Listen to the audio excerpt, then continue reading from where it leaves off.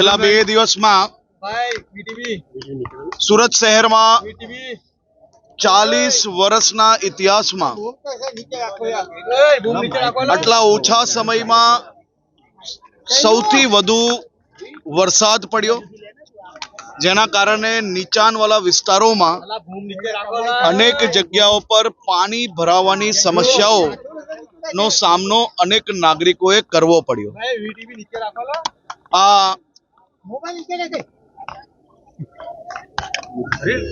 ખૂબ ભારે વરસાદના કારણે માત્ર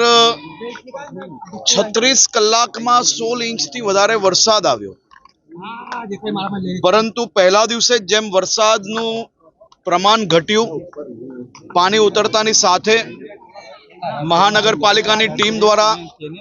દવા છાંટવાની કામગીરી હોય, સફાઈની કામગીરી હોય, સાથે સાથે આ બધા જ લોકોને મહાનગરપાલિકાની જે સ્કૂલો છે અને બીજી જે કઈ વ્યવસ્થાઓ છે ત્યાં સુરક્ષિત રીતે ખસેડવાની કામગીરી હોય, આ બધી જ કામગીરી ખૂબ સરળતાથી ને સારી રીતે મહાનગરપાલિકાની ટીમ અને પોલીસ દ્વારા કરવામાં આવી।